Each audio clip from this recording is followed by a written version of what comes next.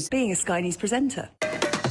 I began by asking... Thank you so much. ...trusting us to tell her story. The battle for number 10. Sky News has been given exclusive access. Let me give you a sneak peek. It was the day those present would never forget. Why did you decide to open up and tell your story?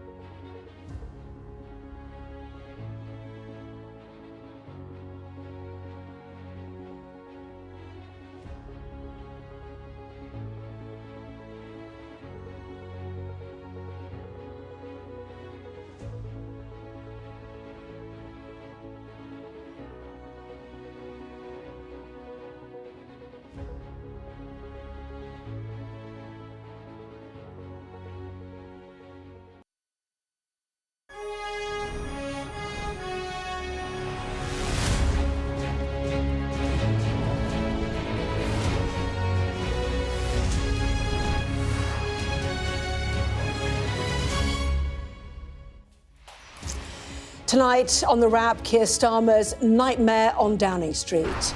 It looks like it's all over for the Prime Minister. 70 Labour MPs are demanding that he sets a timetable to quit, including 4 ministerial aides who have walked out of the government.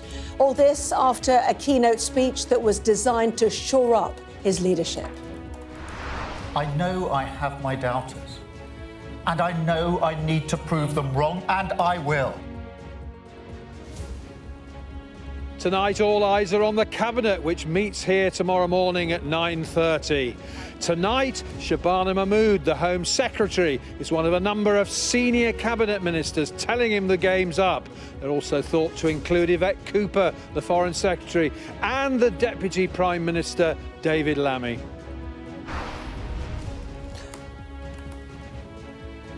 But who could replace him? Many think Andy Burnham is the leader in waiting, but he's not an MP. Angela Rayner still being investigated by the taxman. And some say Wes Streeting just isn't loved by his own colleagues. Well, we discuss what happens next with the former Conservative Cabinet Minister, Michelle Donnellan, and the Daily Mirror columnist, Kev Mobar. Beth Rigby is also here, working away, it seems. Actually working on some breaking news, which I will bring you imminently. Brilliant. OK, plus a first look at the front pages of tomorrow's newspapers, dominated by talk of the Prime Minister's future.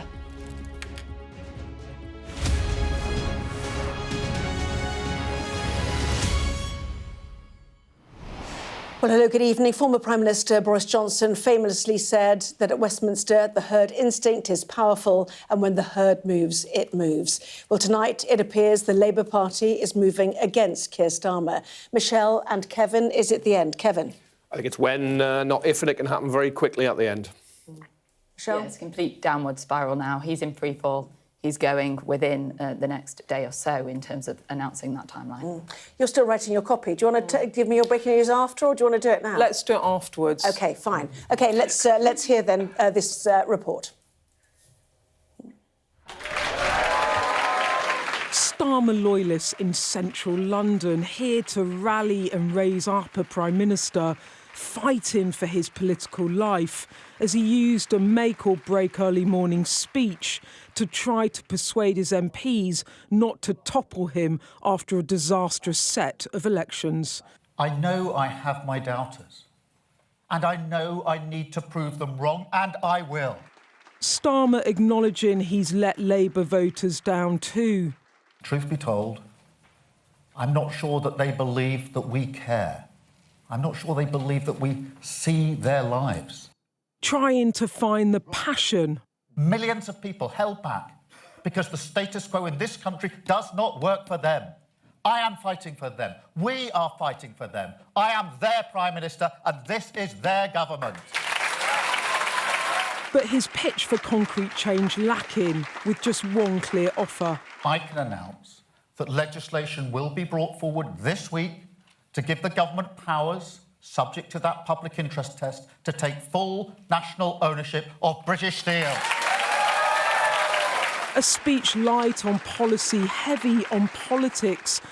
But many of his MPs fear keeping Starmer on will only hand the country to rivals. Back in 2021, when Labour lost hundreds of council seats in the Hartlepool by-election, you thought about resigning as Labour leader, explaining, and this is quoting you, "I didn't feel I should be bigger than the party." But these results, this moment, is so much worse than then.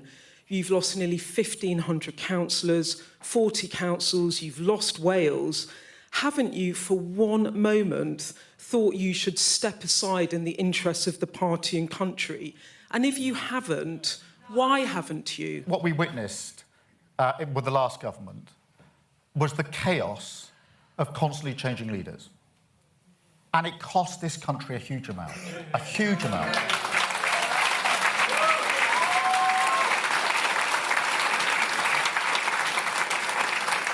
And I'll tell you who paid the price. It was working people. They paid the price of this. They are still paying the price of this. Yes, I acknowledge that we've lost brilliant representatives across the United Kingdom. And I have a responsibility for that. But I also have a responsibility to deliver the change that we were elected and that we promised this country. And I'll deliver on that. That the pitch, but it wasn't enough for former Minister Catherine West, who wrote to all MPs after Starmer's speech to canvass support for a leadership race. West said she was giving notice to number 10 and collecting names of Labour MPs to call on the Prime Minister to set a timetable for the election of a new leader in September. As West went over the top, the former Deputy Labour leader setting out demands too. Angela Rayner calling for a return of the popular Greater Manchester Mayor, Andy Burnham. We, as a party, have to do better than this. And we can only prove we mean our Labour values by putting the common interest ahead of factionalism. And we can start by accepting that Andy Burnham should never have been blocked. It was a mistake that the leadership of our party should put right. But as the day wore on, more backbenchers broke cover, calling for Starmer to go. Starmer is now on very borrowed time, and I do think that there is a need for a leadership challenge. I don't think we saw a plan from the Prime Minister this morning in order to implement the kind of change that this country needs, and I therefore think it's time for us to look for new leadership. Some cabinet members still trying to hold the line. Are you 100% confident that Keir Starmer will still be the Prime Minister by the end of this year?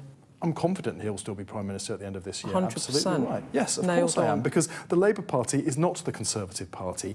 But that line getting harder to hold as the drip of backbench dissent turned into a stream of resignations from junior aides, this increasingly looking like a concerted effort to get Starmer out.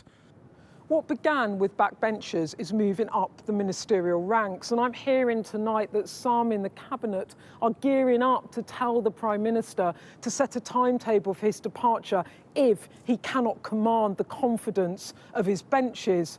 But it's all very uncertain, with Number 10 trying to mount a fight back this evening. There are now over 60 MPs calling publicly for Starmer to set out a plan for his departure. But there's also a quiet majority that don't want a leadership challenge right now. But discipline has completely broken down in the party, and it's hard to see how the Prime Minister now pulls back from this. A Prime Minister that says he will fight on, but will the battle prove too much? Well, Beth has been almost saying out loud what she's been typing. But anyway, tell us what you learned. This is such a fast moving situation. I should point out that these are the MPs that have so far asked for, say it is time for him to go, right? So just to give you a sort of sense of the day, like earlier in the day, a source told me that you were going to see backbench resignations. It was going to be followed by junior aide resignations. That's the bottom rung of the government ladder, the PPSs, the ministerial aides to ministers. They began to tick in, and then the next stage was going to be that the Cabinet were going to go, members of the Cabinet were going to go and tell Keir Starmer that it was time to set out a timetable, and that is what has happened throughout the evening, and what looks a little bit coordinated in terms of the resignations. So where are we tonight? As I understand it, the Prime Minister's been in Number 10 tonight, trying to form a view of where he goes next.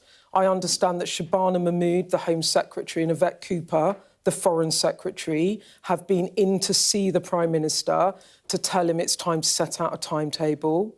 I've been told that other Cabinet Ministers, Steve Reid and Pat McFadden, have been saying to the Prime Minister he should fight on.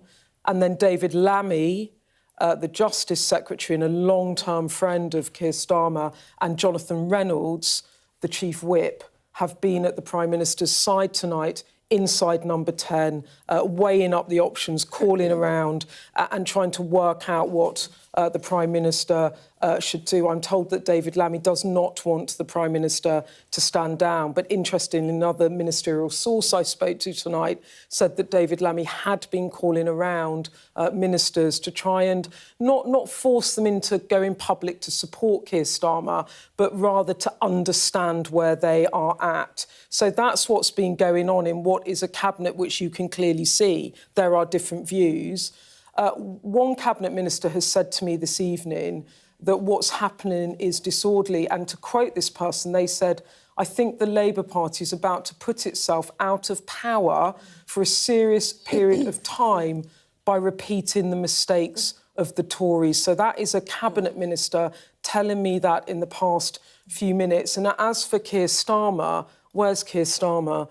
I'm told that tonight he's weighing up his options. He has a cabinet meeting tomorrow. I understand he has had no contact with Wes Streeting, a would-be challenger, as of this evening, but he will see Wes Streeting clearly at the cabinet tomorrow. So it is very febrile and it's moving very quickly, but it's clear from those conversations between different members of the Cabinet. The Cabinet are not united, but the momentum now for Keir Starmer. I think the issue with this is as a Prime Minister, if you lose the confidence of your backbenchers, even though all of these names here, they're not a majority of his backbenchers, but when you start losing the support of people in these numbers and you lose the confidence of the party, even if you want to carry on, it just becomes unsustainable. So it's a very, very tense and uncertain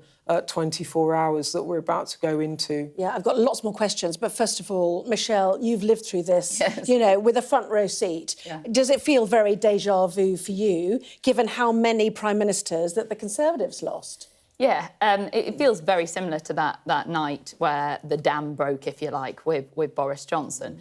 And we are seeing that momentum, as Beth says, just really snowballing now. And what's happening is all of the MPs that are not up on your board will be getting email after email from their members, from local constituents saying, why are you not up there?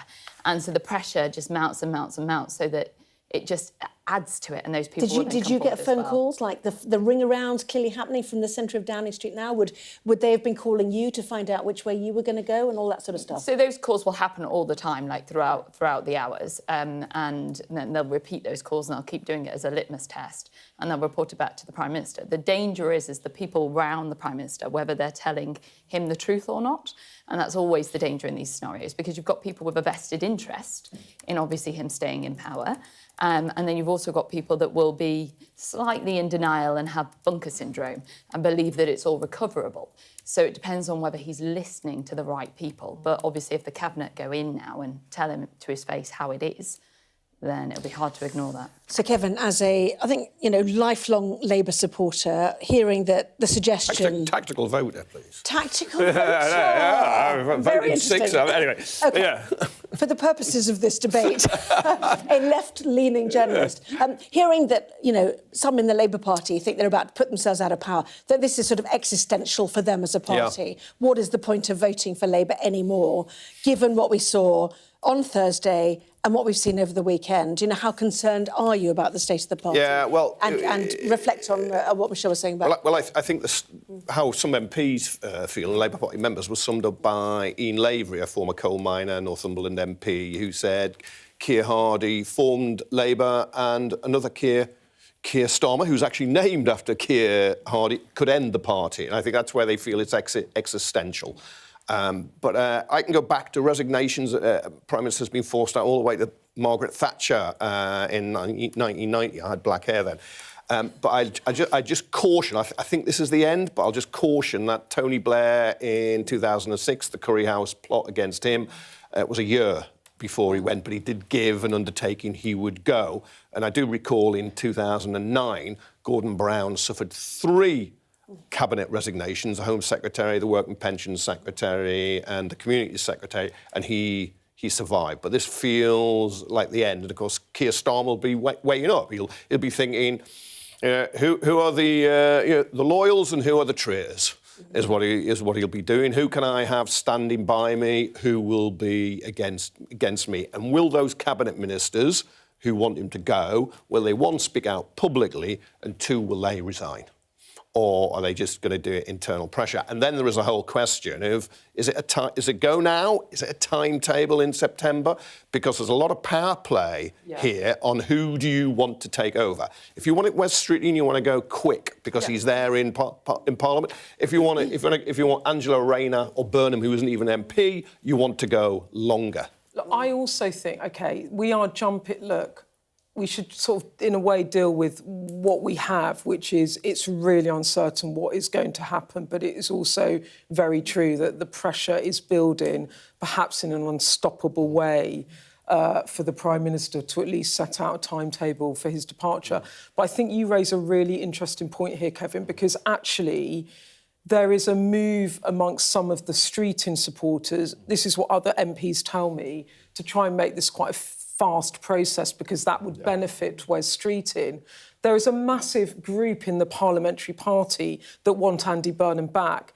And I guess my thought of this evening is, if this is forced and they force a quick contest and Andy Burnham cannot join the fray and stand up and fight, what legitimacy does the next Prime Minister have? Because there will be a group in the party that really want Andy Burnham and they're just repeating those issues. I think that is a real issue, but equally for Wes Streeting and his allies to allow Burnham back in does him in because Burnham will beat Wes Streeting with the members. And this is, if we go back to that cabinet minister that said that this is really chaotic, and it could just do a lot of internal damage to the Labour Party, both as a movement, but also with the public. You can see why, because it's going to get so messy, potentially. Let's bring in our chief political correspondent, John Craig, who is outside Downing Street for us. So 2 thoughts, I guess, really, John, for you, is one, how much is this all in the open? Have you seen some of these cabinet ministers going to Downing Street, or is it via the back door or elsewhere? And secondly, looking ahead to that cabinet meeting tomorrow, how crucial will it be? How awkward will it be? What is likely to happen? Crucial and awkward, I'm sure. Yes, I've been here since around about 5 o'clock this afternoon. The 2 cabinet ministers we've seen go in through the front door were, first of all, John Healey, who walked up Downing Street from the Ministry of Defence across Whitehall, and then we saw Steve Reid go in. He arrived in a car, having done some broadcast interviews, including Sky News. Then we did actually also see some government cars go in the side door. They may well have been Shabana Mahmood, who we understand seems to be leading the moves inside the cabinet to force the Prime Minister to set out his timetable. Yvette Cooper's another name mentioned. There are conflicting reports about David Lammy's role.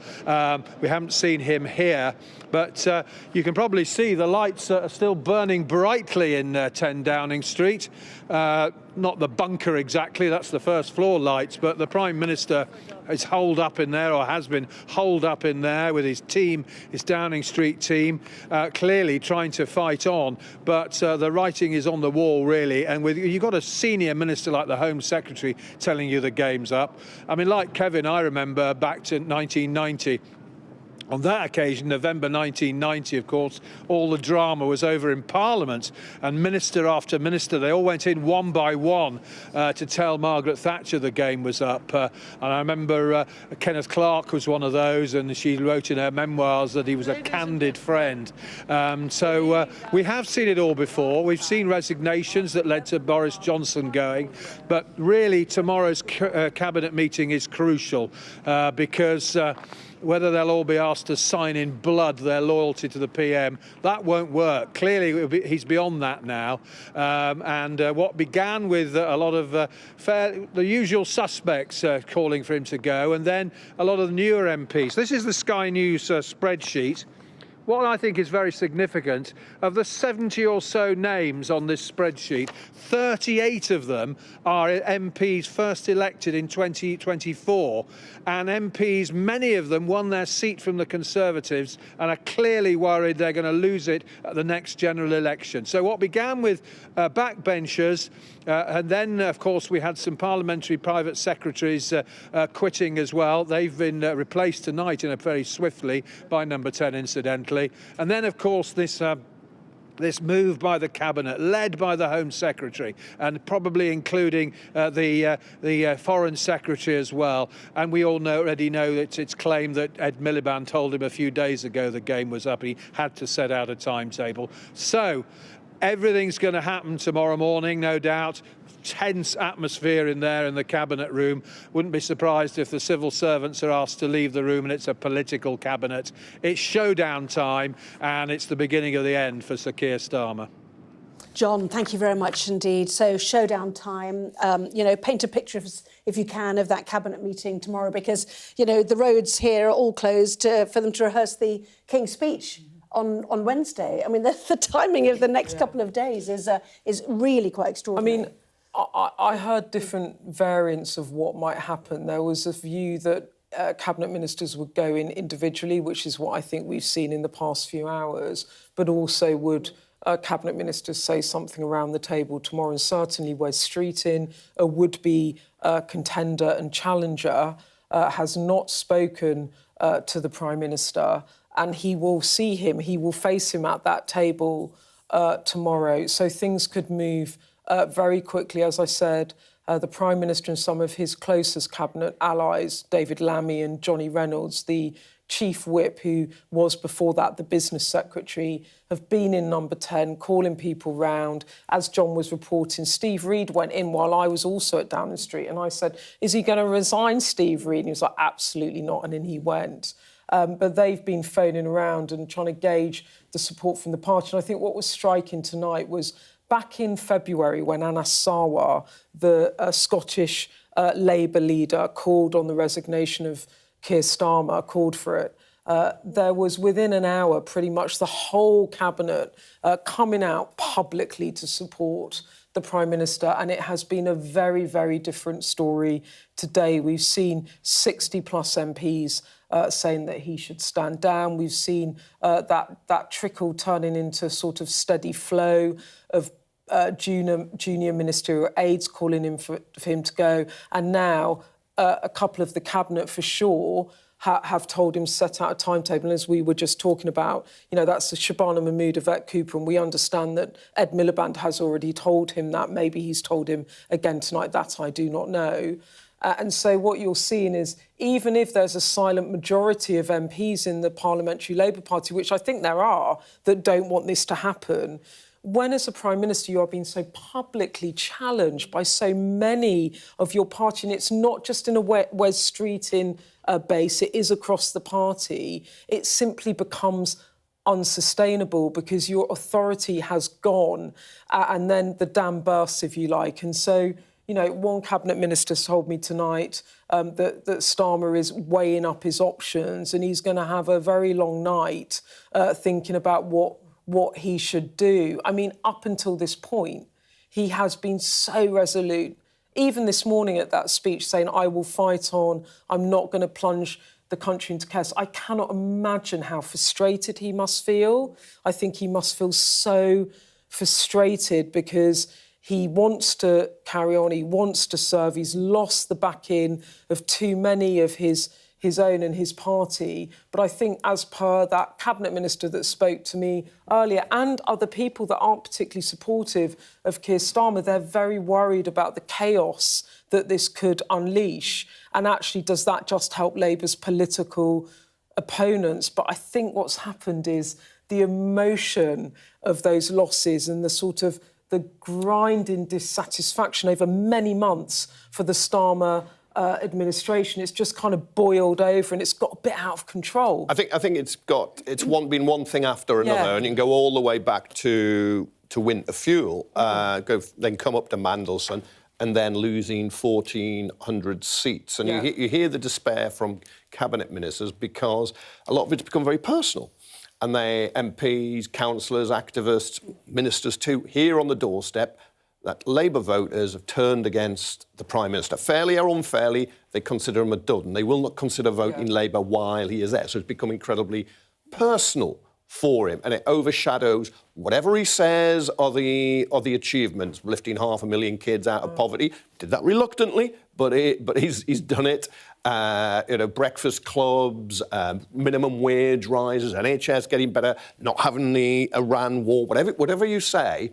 It keeps coming back to Keir Starmer. People don't like him. And is Labour salvageable itself? Some cabinet ministers I've spoken to think it is, think the Labour Party brand can be saved, but it has to be under new management, new leadership. And if you have 3 years to make your case, you can. And if you look at the figures behind the reform success of 1,400 plus councillors they gained, Sunderland, Gateshead, South Tyneside, in my backyard. If you look at the figures nationwide, the extrapolation for the share of the poll is only 26, 27%. You would not win a majority on that. They've been falling back in national polls. They were down on last year in those elections. So there are some in Labour who believe if they make the change, as brutal and as bloody as it is, they'll have a fighting chance in 3 years' time. Honestly, because you are such an expert on the Labour Party, and genuinely, I really want to hear your answer to this, because if Burnham cannot stand in a leadership race now, whoever replaces Starmer, if that is what comes to pass, and we don't know yet, they've got a massive legitimacy issue, haven't they, within the party? It will look as if they've won an unfair competition because the name on most lips and arguably the most popular in the country, or it's because he's great at Manchester Mayor, he's not tested in the same way you are if you're a cabinet minister, but nevertheless, he's got a popularity and he can reach people that the others can't, then yes, then you're kind of the shadow leader because you knocked out the man who should have been leader because he's not standing in Parliament. So can I ask a question then? Yeah. Who will drive the timetable? And whose gift is it in, that timetable? Ultimately, it's in the gift of the National Executive Committee, the governing body on which Starmer this morning had control, but people can melt away very, very quickly. The king is dead, long live the king or queen. Shabana Mahmood was a clear... I mean, in blocking Andy Burnham from standing in the Gorton and Denton by-election, Shabana, who was the chair, was the person that helped block that, and now she's the person that says Starmer should go. I think she may have abstained on the formal vote, but it was quite clear she was... You see, that's why he's an expert. She was doing the Prime Minister's bidding. Yeah. So having watched the Conservative Party tear itself apart, we're not yet 2 years into this administration. You know, we're nowhere near 2 years, really, if you think about it. Are you really shocked that Labour has done this to themselves, or the decisions taken by Starmer and Reeves has led to this position so quickly? Yeah, I think nobody anticipated it was going to go this quickly. And I think what makes it worse is this was meant to be no drama Starmer, wasn't it? And he waxed lyrical about how change was coming. He was going to do things differently. And as soon as he got in, we had the whole big saga about the suits and the glasses and all of that. And then it was just one U-turn after another. I think we're up to 16 now. Then we had the Mandelson stuff.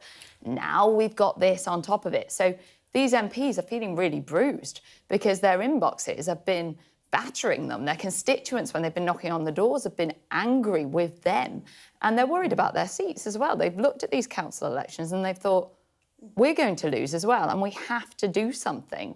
And what do they have to do in their mind? They have to get rid of their leader and refresh and renew and pivot in a different direction. And some of them will have held out hope that today's speech would have offered some of the answers. But I think it's actually made the situation Keir Starmer will be the 6th Prime Minister to be dumped in 10 years. But he a longer term than this Truss, obviously. Rishi Sunak. Boris Johnson only lasted 2.5 years. It was December 2019, then he was gone in the summer of 22. I think politics has changed, and the era where you could stay a long spell has gone. And maybe it's a reflection of social media, instant judgments, pressure, MPs constantly worried about their seats in a way they weren't before. If I look back on that night when Keir Starmer was elected in July 2024 with a majority of what it was, I can't remember what it was massive, like 450 plus seats, wasn't it? 172, I think, was the majority. Yes, 450 MPs. A massive majority, nearly tapping on the size of Blair's majorities at the height of New Labour. If you'd said to me 2 years later the Labour Party would be forcing Keir Starmer out of number 10, I would not have believed it. But OK, we do need to take a break. I know everyone's got their mouth open wanting to speak. Beth, where can someone read what you've been typing throughout this show? Huh? Where can people read what you've been typing? Oh, you can go to our website. There we go. I know, it's terrible. I am listening. No, I'm just multitasking. It's what we do. It's what we do. Thank you very much indeed. I've got to go to bed because I got to get to that cabinet meeting. What question are you going to shout? Give us a preview. Oh, God, I'm not. I'll let you think about it. Beth, thanks very much indeed. Online for that. More from Beth, obviously, throughout the night. So next up, we'll have a first look at the front pages of tomorrow's newspapers. Back in a moment.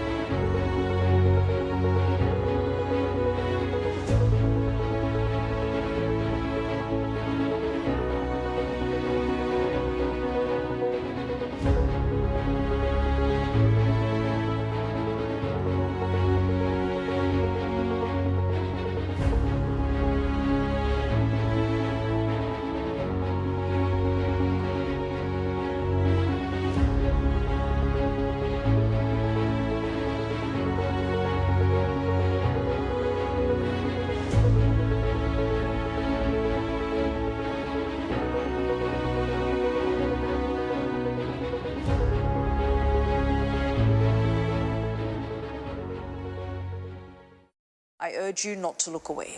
If Hamas hands the hostages over, they will end this conflict. The world has been watching. Good to see you again. How are you? Did she say how he was? The conditions are awful. The jets were ordered to come back. Historic day here today. How will you respond if India does launch airstrikes? They'll be allowed to war. I'm just going to put some body armor on. I'm Yalda Hakim. Well, let's take a look at the front pages of tomorrow's newspapers, see what reading they make for number 10 Downing Street. There is the Daily Express then, remarking on Sir Keir Starmer's precarious leadership position. The Express has the simple headline, PM on the edge. Here's the Sun's take, Starmer on the brink. And The Guardian, their headline, Starmer's survival on the line as cabinet ministers urge him to quit. According to the Financial Times, Sir Keir's speech earlier today aimed at resetting his premiership instead resulted in more MPs calling for him to go.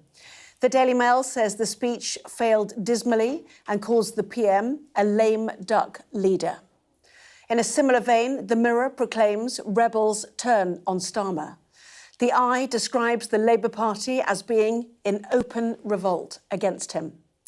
And the Daily Telegraph leads with senior cabinet ministers telling Starmer it is time to go. The Star portrays Wes Streeting and Angela Rayner as reality TV traitors, poised to figuratively murder the Prime Minister, while the Metro reports on the PM's attempt to win over Labour colleagues to his left by accelerating the effort to fully renationalise British Steel. Kevin, a clean sweep and very grim reading for number 10. The lights are still on there, as we just saw. That's right. Maybe the Prime Minister will switch him off when he leaves. That's right. There's a momentum here, and if you look at the papers from the Labour supporting Mirror and the Guardian across to the Express and the Mail, Telegraph, the reporting's almost all the same, because I think there's just one story and the facts are pretty verifiable here, and it's whether you welcome or you don't welcome. But I look at the Mirror. There's no, I write a column now. I have no input, but it's Labour in crisis. It is, and the quote on the front page, number 10 source said of Starmer, "I don't think he's coming back from this." So people in Downing Street who their jobs depend on the Prime Minister, I think, just realise the time is up for him. And I think it can happen very quickly. It's been bubbling along for some time, but you get those devastating results. Labour got a real kick in a hammering at the weekend. They were real votes by real people, and the Prime Minister's name was a reason. It kept coming on doorsteps. It's a reason why Labour's in the state it is now, and it would be quick for him. Or tomorrow's cabinet could end up a very damn squib if he just takes the lead. He's very very defiant, and then he calls his allies, whoever they are. It's Pat McFadden, Work and Pensions, Steve Reid, Environment, whoever else we don't know what John Healey, the Defence Secretary, where he'll put his tanks. But he might call up all the people who'll defend him first, and then the people who would want him to go, the cabinet ministers, then may feel intimidated not to say anything, keep their powder dry in that meeting.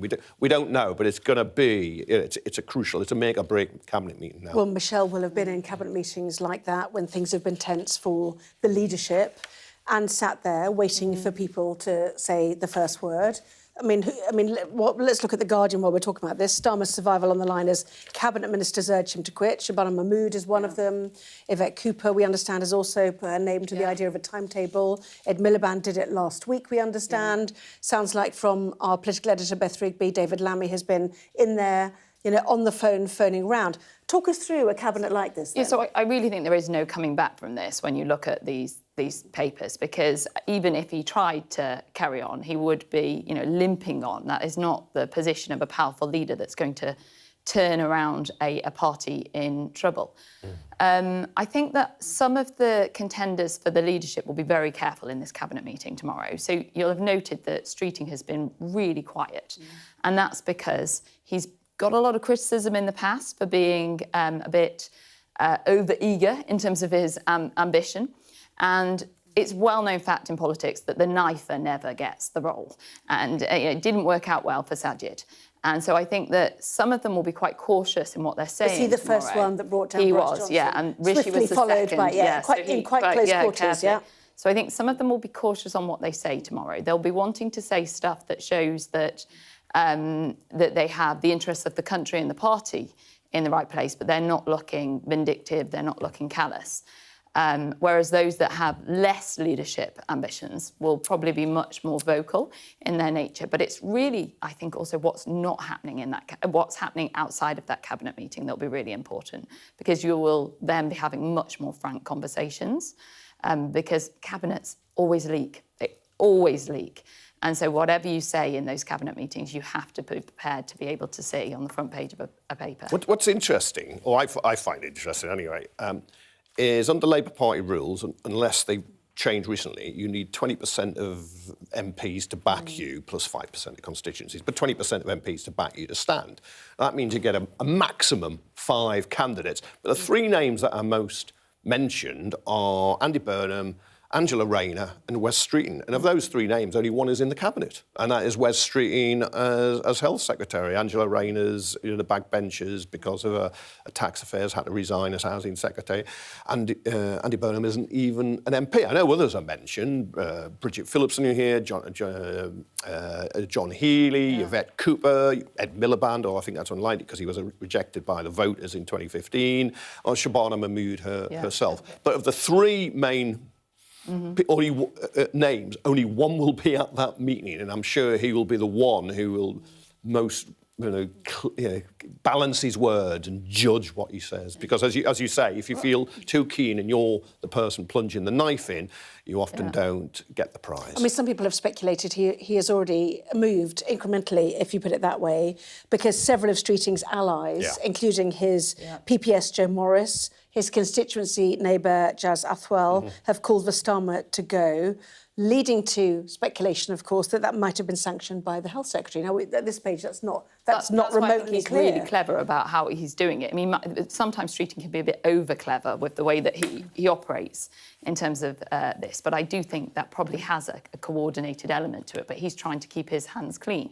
There is a world, though, where Starmer feels the pressure tonight, wants to get ahead of this and actually comes to that cabinet meeting tomorrow with a plan. But when you're Prime Minister, it's very hard to give that up. You know, you're never going to get it again. It's addictive, is it? Yeah. This world of politics and power? Yeah, exactly. I mean, that's why we saw when all of the Conservative Prime Ministers that were ousted, they were almost dragged out. None of them thought, actually, I'll get ahead of this. But we'll see how much pressure mounts overnight. Well, this cabinet meeting was really designed. It's on the eve of the state opening of Parliament, setting out the government's programme for the next 12 to 18 months. Well, to be fair, if the King does stand up on Wednesday, is that dead on delivery, given what's going on? Some of it will be, but it may be delivered. It's going to be delivered. It may well be delivered by somebody else. But it's an amazing position to be in because. Just say the Prime Minister doesn't announce he's off tomorrow and nobody forces him. He's going to be standing up on Wednesday, unveiling his programme,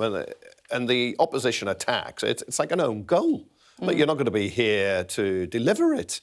You're a zombie Prime Minister. You'll be gone. It's something that should, for the UK government, any government, should be a real cutting edge and a forceful way of saying this is what we're doing for you. Will be completely destroyed. Which is devastating for the economy as well, because the lack of stability. I mean, we've already seen the impact today, but that's just going to get worse. Well, he may play that card. He and Rachel Reeves, the Chancellor. Negative. You need stability with the bond markets. With me. Yeah, let's take a look at a couple of other papers then, shall we? Daily Express, first of all, PM on the edge. That is their take on it. Ministerial aides quit as the speech bombs, if you have that. There we go. And The Sun as well. Let's just rattle through some of these if we can. The Sun, Starmer's on the brink. PM told to quit by 3 cabinet ministers. More than 70 MPs join in the Labour mutiny. Clearly that number has been ticking up, potentially in an organised fashion. What did Keir Starmer say about the sort of chaos we've seen in the past? Here he is this morning.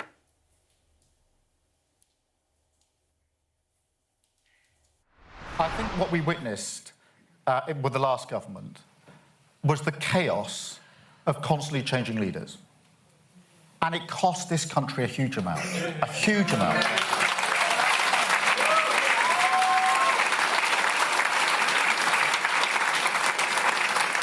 And I'll tell you who paid the price. It was working people. They paid the price of this. They are still paying the price of this. A Labour government will not inflict that on our country again. We were elected with a mandate to change this country because of what had gone before. And that is what we will do. Yes, I acknowledge the frustration.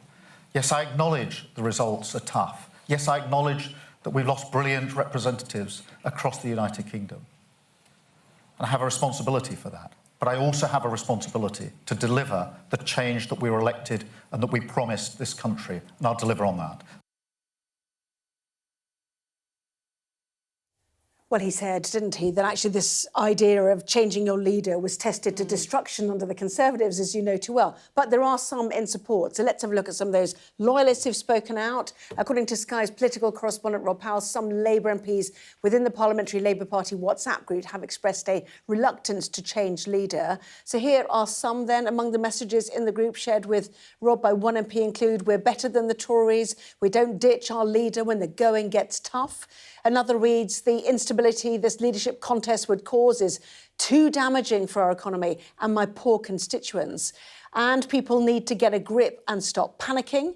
There's also a message which, while not exactly complimentary, could be spun somewhat positively. It simply reads, better the devil we know. Now, that is fascinating, isn't it? Because the fear for some, if you're a centrist Labour member, that the so-called soft left, which feels to some people quite far to the left, would take over. And what would that mean if the voting public is veering towards voting reform? So, it's unclear. Like you can have a fresh face, but what would that fresh face do in terms of where would they go? They might nationalise steel in Scunthorpe, except the Prime Minister's doing it himself. But today we've heard about fairness, we've heard about wealth taxes, we've had all the progressive ideas of the left, who basically seem to be veering towards more taxation in order to carry on spending. So it would depend. It's a slight classic. It would depend who you tax. If you have more taxation, if it's wealthier and higher earners, you could probably sell that. But you'd have to see the programmes that the new faces would come up with. But there's something in all those messages. There is a truth in them, but I think it's too late for this Prime Minister now, because I think the confidence is gone and he does look a lame duck, and I don't think he can ever recover from that. And I do believe you just talk to many MPs and ministers that Labour is doomed if they stick with him, and that is it. They've got to gamble, and it is a gamble. It might not work, but the Conservatives made the big mistake in... Well, it worked replacing Theresa May with Boris Johnson in terms of winning a parliamentary majority in 2019, but the big mistake, I think, in 2022 was to have the Liz Truss in have 3 Prime Ministers in 3 months. And you always wonder, what if history, looking back, if Johnson had been replaced immediately by Sunak, would the party be in a better position? Well, yes. Might have even been better if it had stuck with Johnson, if he wasn't a liar. Well, you lived through it, yeah. But I think what's really fascinating about this is that the Conservative Party have always been quite ruthless when it comes down to getting rid of their leaders. But Labour have always had a different philosophy and been very cautious on this, and often stuck with leaders far too long and to their detriment. And now we've almost seen a bit of a culture shift where they are out to almost get him and remove him now. And there is that sense. But I think one of the reasons we've got to where we've got is because of that huge whopping majority. Keir came in with this majority almost believing that it was a personal majority, which was a massive mistake, because I think we can all agree he doesn't have a political antennae. He isn't political in terms of his intuition, and that's led to a lot of the U-turns and messes that he's found himself in.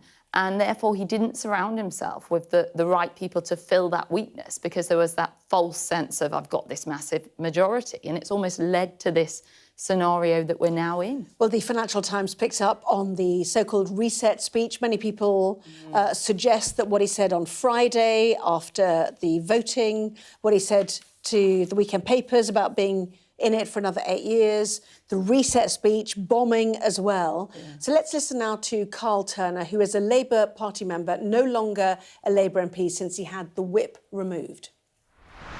texted the PM yesterday. We've not spoken much in recent weeks and months because we've had a bit of a fallout, which is fairly public. But I said, look, if you go into the room tomorrow and read from autocue, it's good night. It's good night Vienna, unfortunately, because you've got to speak from the heart. But I suspect what the advisors were saying to him in Downing Street yesterday is, look, the strategy, Prime Minister, is to get you over this week.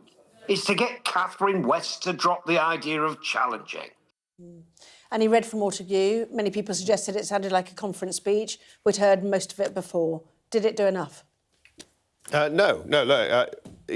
I think what he said about Europe is probably going to be more significant than anything else. But, of course, he announced that British Steel in Scunthorpe will be renationalised. But the question here, and I think that's probably the right policy, he had to clear with the Chinese government that there wasn't going to be a backlash because it's a Chinese firm.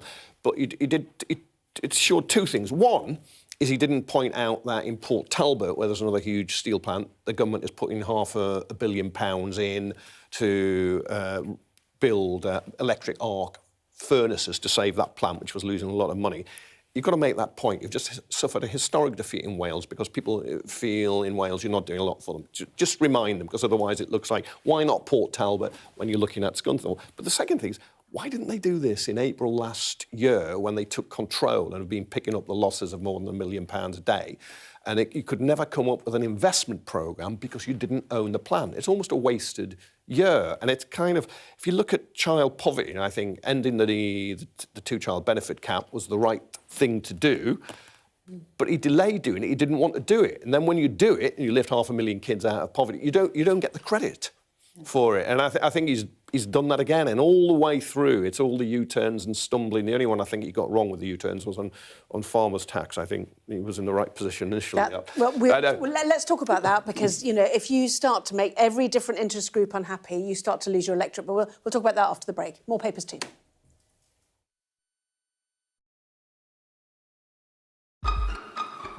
We've got your Sunday mornings covered. From the front page and the sounds of the streets to the voices of the people who make the major calls and big picture politics beyond Westminster. We'll put you at the heart of our story.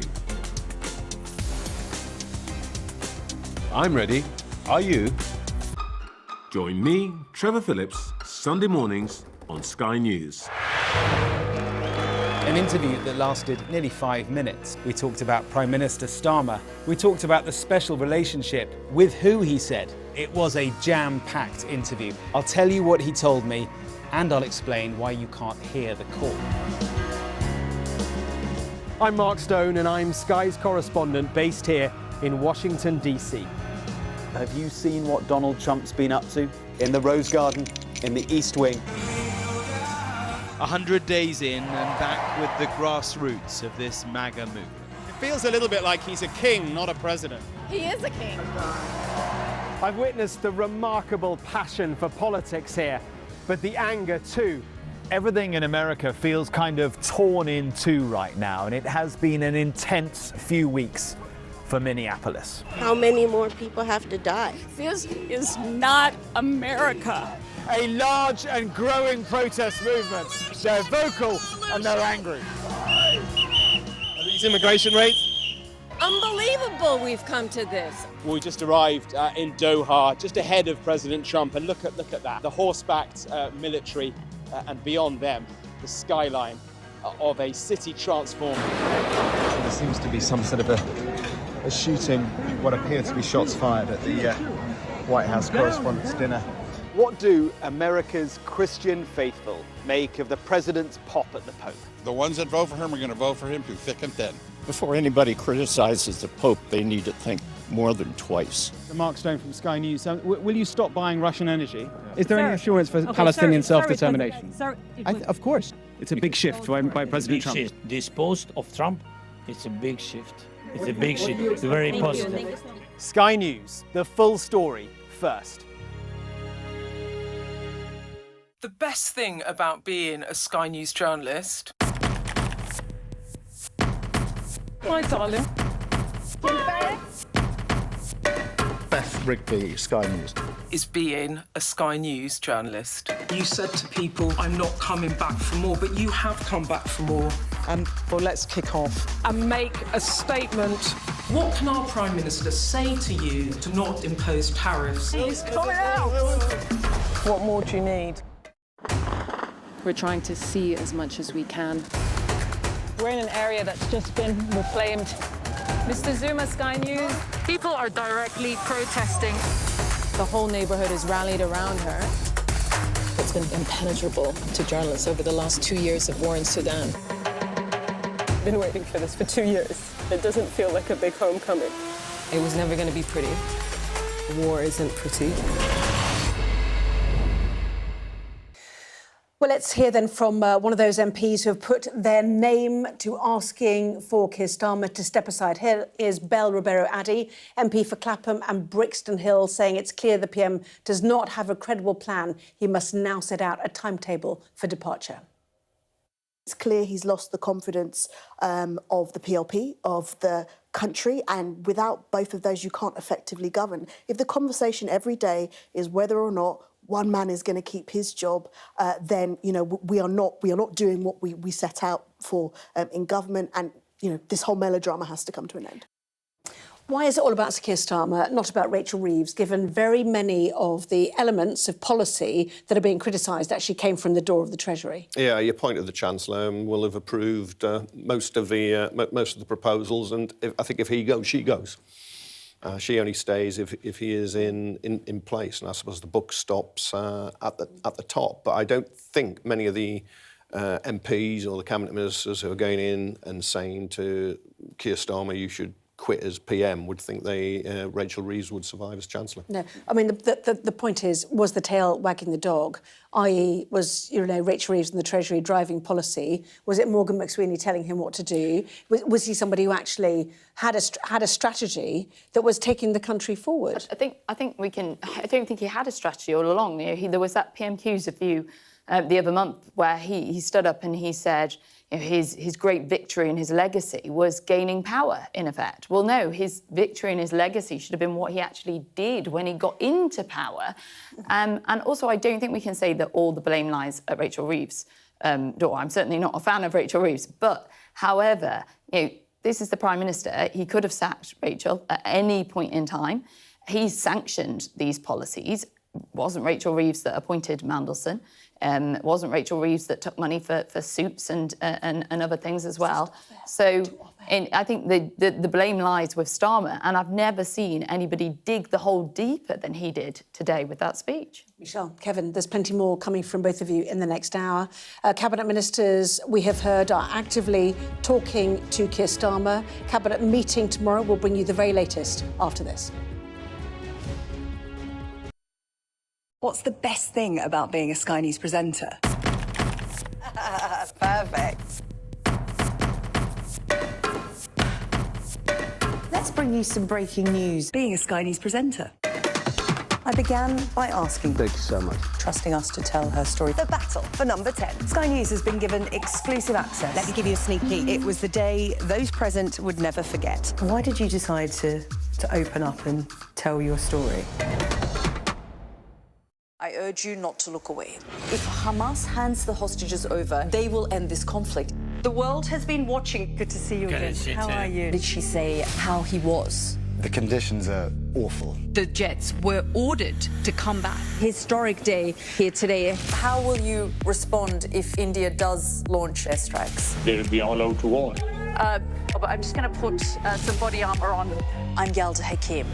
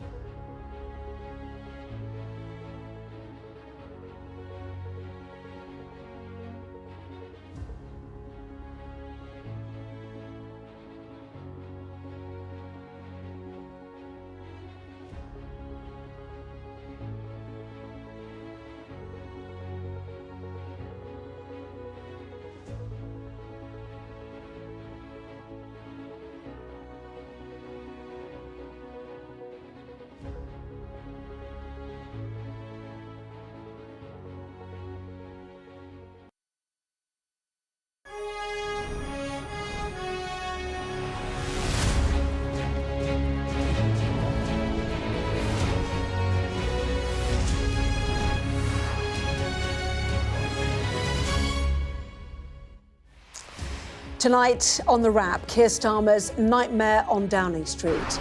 It looks like it's all over for the Prime Minister. More than 70 Labour MPs are demanding that he sets a timetable to quit, including 4 ministerial aides who have walked out of the government. All this after a keynote speech that was designed to shore up his leadership. I know I have my doubters, and I know I need to prove them wrong, and I will. The Cabinet meets in Downing Street tomorrow morning. The Home Secretary, Shabana Mahmood, is among his most senior colleagues who have told him to go. But who could replace him? Many think Andy Burnham is the leader in waiting, but he's not an MP. Angela Rayner still being investigated by the taxman. And some say West Streeting just isn't loved by his own colleagues. Well, we're discussing what happens next with the former Conservative Cabinet Minister, Michelle Donnellan, and the Daily Mirror columnist, Kevin Maguire. John Craig will also be in just a moment. First, a look at the front pages too of tomorrow's newspapers, dominated by talk of the Prime Minister's future.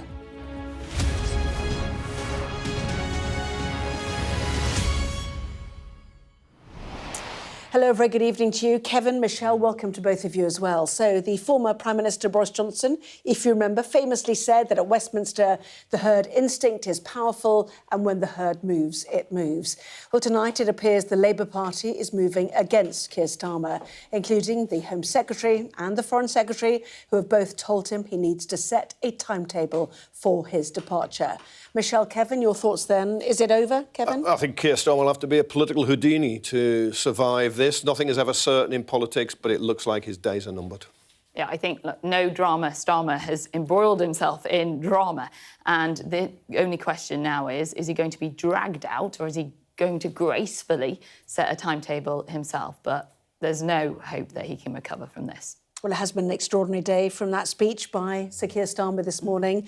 Let's get the details then. Here's our political editor, Beth Rigby. Starmer loyalists in central London here to rally and raise up a Prime Minister fighting for his political life as he used a make-or-break early morning speech to try to persuade his MPs not to topple him after a disastrous set of elections. I know I have my doubters, and I know I need to prove them wrong, and I will. Starmer acknowledging he's let Labour voters down too. Truth be told, I'm not sure that they believe that we care. I'm not sure they believe that we see their lives. Trying to find the passion. Millions of people held back because the status quo in this country does not work for them. I am fighting for them. We are fighting for them. I am their Prime Minister and this is their government. But his pitch for concrete change lacking, with just one clear offer. I can announce that legislation will be brought forward this week to give the government powers, subject to that public interest test, to take full national ownership of British Steel. A speech light on policy, heavy on politics. But many of his MPs fear keeping Starmer on will only hand the country to rivals. Back in 2021, when Labour lost hundreds of council seats in the Hartlepool by-election, you thought about resigning as Labour leader, explaining, this is quoting you, "I didn't feel I should be bigger than the party." But these results, this moment, is so much worse than then. You've lost nearly 1,500 councillors, 40 councils, you've lost Wales. Haven't you, for one moment, thought you should step aside in the interests of the party and country? And if you haven't, why haven't you? What we witnessed with the last government was the chaos of constantly changing leaders. And it cost this country a huge amount. A huge amount.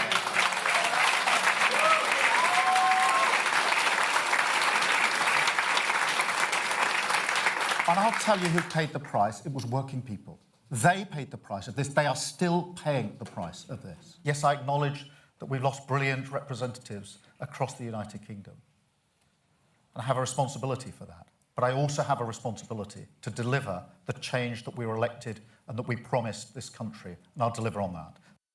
That the pitch, but it wasn't enough for former Minister Catherine West, who wrote to all MPs after Starmer's speech to canvass support for a leadership race. West said she was giving notice to Number 10 and collecting names of Labour MPs to call on the Prime Minister to set a timetable for the election of a new leader in September. As West went over the top, the former Deputy Labour leader setting out demands too. Angela Rayner calling for a return of the popular Greater Manchester Mayor, Andy Burnham. We as a party have to do better than this. And we can only prove we mean our Labour values by putting the common interest ahead of factionalism. And we can start by accepting that Andy Burnham should never have been blocked. It was a mistake that the leadership of our party should put right. But as the day wore on, more backbenchers broke cover, calling for Starmer to go. Starmer is now on very borrowed time, and I do think that there is a need for a leadership challenge. I don't think we saw a plan from the Prime Minister this morning in order to implement the kind of change that this country needs, and I therefore think it's time for us to look for new leadership. Some cabinet members still trying to hold the line.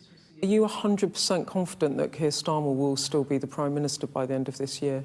I'm confident he'll still be Prime Minister at the end of this year. 100%. Absolutely right. Yes, of course I am, because the Labour Party is not the Conservative Party. But that line getting harder to hold as the drip of backbench dissent turned into a stream of resignations from junior aides, this increasingly looking like a concerted effort to get Starmer out. What began with backbenchers is moving up the ministerial ranks, and I'm hearing tonight that some in the Cabinet are gearing up to tell the Prime Minister to set a timetable for his departure if he cannot command the confidence of his benches. But it's all very uncertain, with Number 10 trying to mount a fight back this evening. There are now over 60 MPs calling publicly for Starmer to set out a plan for his departure. But there's also a quiet majority that don't want a leadership challenge right now. But discipline has completely broken down in the party, and it's hard to see how the Prime Minister now pulls back from this. A Prime Minister that says he will fight on, but will the battle prove too much? Well, our chief political correspondent, John Craig, is here just back from Downing Street. Right, where are we at, John? Because the newspapers are full of names. What are you hearing? Well, the dramatic events tonight, the most dramatic thing tonight is the intervention of senior cabinet ministers. Now, I've been in Downing Street for about 5 or 6 hours, freezing as well. Yeah. And we didn't see Shabana Mahmood go in, but we saw a car go around the side, so I think that was possibly her car. She is the one who has been leading the calls from inside the Cabinet for the Prime Minister to set out an exit timetable. Yvette Cooper also was involved in that. When I was there, we saw John Healey go in, we saw Steve Reid go in, and I'm told that while I was talking to you at 10 o'clock, saw Johnny Reynolds come out behind me. So a lot of senior Cabinet ministers were in there. Now, it's said that we believe that Steve Reid, who I've talked to today, and he's been doing broadcast interviews, he's been the one really making the case for the defence for the Prime Minister, and Pat McFadden, another loyalist, were urging him to fight on. David Lammy's in there, obviously weighing up the options. The lights were burning bright in Downing Street till a short time ago, actually. Real air of mood of crisis in there. They sent out for pizzas or some other takeaway food at one point. Of course, the party tomorrow morning is the Cabinet meeting, Tuesday morning, as usual. My goodness, they'll all be looking down at their feet, won't they, some of them, whilst others will probably... I mean, we know that Shabana Mahmood is a gutsy, brave politician. She will have the guts to say to him, to his face, you've got to go, as she has already this evening. And it's all over, really, for him, barring an amazing reversal of his fortunes, because, of course, it was all triggered by Catherine West taking everyone by surprise with her triggering this whole process. We were slightly surprised how quickly they got up to 70 or 80 names. And I'll tell you what struck me as well. 38 of the names. Well, John, actually, we can see them. So while you're talking, explain who some of these people are. I want to know how many of them are your classic left-wingers as well, for whom Keir Starmer is not their natural bedfellow. The point I was going to make was what surprised me a bit was 38 of them were MPs elected in 2024. Quite a lot young, inexperienced MPs, many of them, and many of them who won their seats from the Conservatives in 2024, clearly thinking, oh, my goodness, there's no way I'm going to hold my seat. Quite a few Scots as well, following Anna Sarwar's intervention back in February, when he called for the PM to go, turn around behind, and of course nobody followed him. But now a lot of Scottish Labour MPs are calling for him to go. Who do you want me to pick out, then? Out of this lot? Joe Morris, directly behind you, was Streeting's PPS. Yes, they've bag moved carrier to replace all the... I think Hexham. Did he win Hexham? Is he the Hexham MP? I mean, you know... In fact, that whole top row is PPS's, actually. Yeah, that's right. But in terms of Scotland is a case in point, because the number of English seats lost in the council elections was as predicted. Why is this so much worse than, in terms of its atmosphere and mood? Is it because Reform's got the same number of MSPs as Labour has in Scotland? Is it because of the rout in Wales that we saw? I mean, what is the build-up of this? Labour's taken a kicking in 2 successive local authority elections, did in 2025, did again, and its share of the vote is gone. It was third behind the Conservatives as well as Reform. Hemorrhaging votes on the left of the Green and losing seats and some votes to Reform on the right. And I think it comes back to MPs and ministers. They find people just don't like, and they've made up their mind, they don't like the Prime Minister. And they won't give Labour a hearing while he is there. And they think that Reform is a great threat to Labour and the country, but they think it is still beatable. And Nigel Farage is still beatable because his own vote has fallen. The share of the vote fell in these elections compared to the year before, despite all those gains. And they think if they get their act together, they can have a fighting chance, but not with a Prime Minister that, fairly or unfairly, so many people have closed their eyes and ears to and think is, quite frankly, a dud. And that, I think that's why the dam is kind of burst. It was all there, and it's gone. And you're right. I mean, in a way, Catherine West is a very unlikely person to lead the charge. Look, she's a Quaker. She's not somebody who normally shouts about politics. She's more quiet and methodical. But she hears all this too, and so she's put her head up above the parapet. But I think we can't underestimate the importance that the speech today has played as well. Flopped. Yeah, exactly. Like, it's dug the hole so deep. Yeah, he tried to look the part, take off the tie, have the shirt a little bit unbuttoned. Rolled his sleeves up, didn't he? Yeah, but still read it off an auto cue and still sounded robotic. Also, he was blatantly trying to talk to Labour Party members and the base and trying to pivot to the left. Yet what did he come out with? A closer relationship with the EU in terms of actually the movement of young people, which was already being worked on, the steel announcement that most people think is already happening anyway. So these weren't massive movements and policy that was going to save the day and captivate people and think, golly, this guy gets it, this guy's in touch.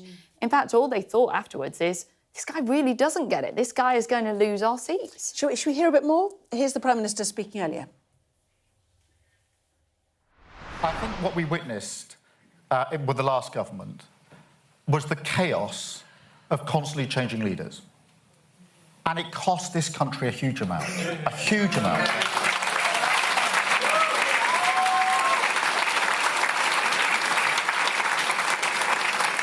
And I'll tell you who paid the price. It was working people. They paid the price of this. They are still paying the price of this.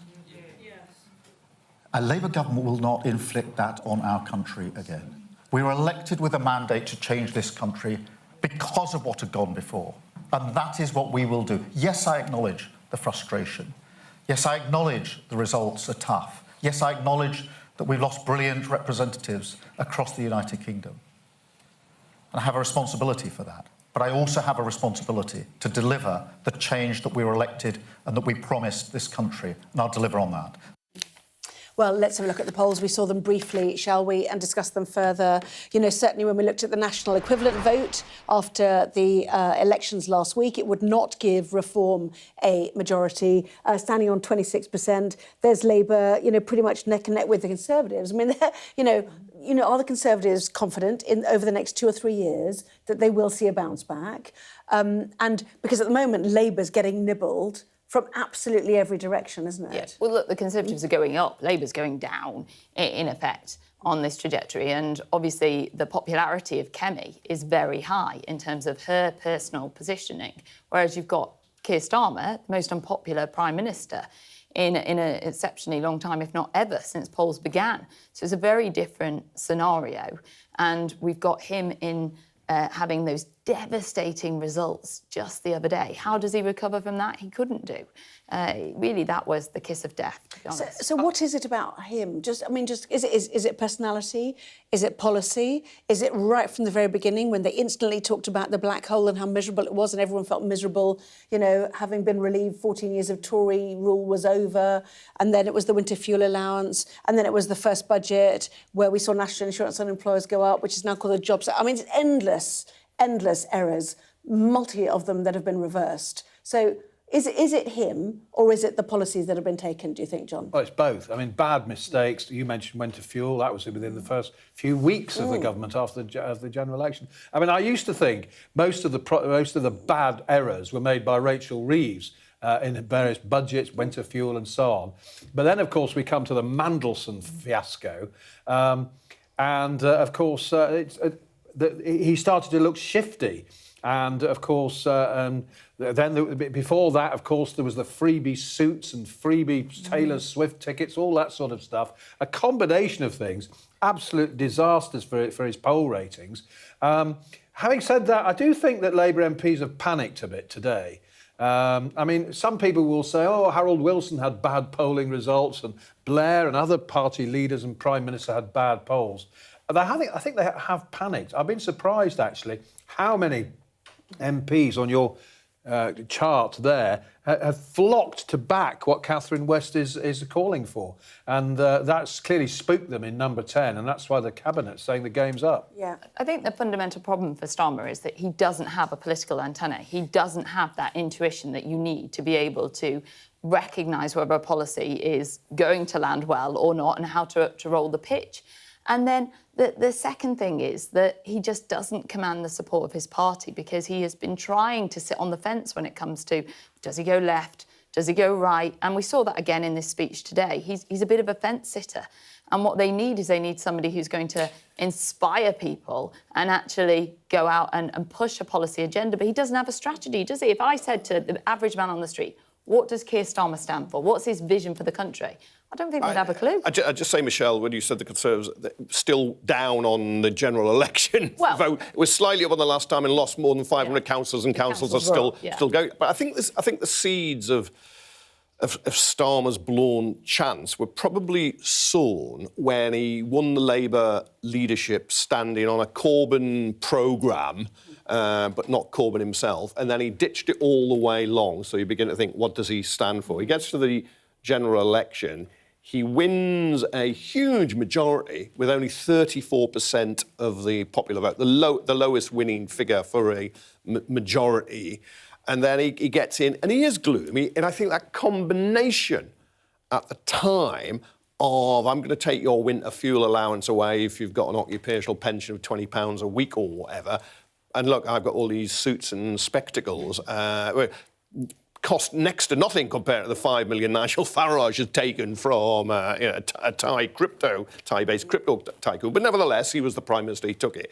And then he kind of, what was the vivid vision for the country? He didn't have one. Where was the plan? And the biggest shock, he didn't seem to have a plan. And he's gone through chiefs of staff, he's gone through cabinet secretaries, communication directors. Everyone's been thrown under a bus, and now the bus is coming for him. And the odd thing about this not having a plan is he had a long enough time. You know, they were in opposition for a long old time to actually get their act together and come in and hit the ground running, and they failed to do that. And he can point out, and he does point out, and I've seen it in a message to councillors who lost, and he touched on it, they have done things which I think will make a difference for people's lives, whether it's on the NHS, breakfast clubs, childcare, higher minimum wage. Also done stuff that's you get making people's lives worse. he gets no credit for guys, it. Guys, wait. Done for us. Exactly. Guys, let's just talk about that. Do you mind? Just quickly, if you look at what we can see there, you talked about the people around him and so on.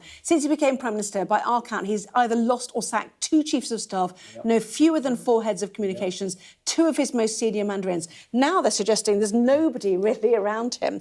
And in terms of what I said at the beginning about what caused the rot, how quickly the rot came in, you know, the instamilliary, the £22 billion black hole.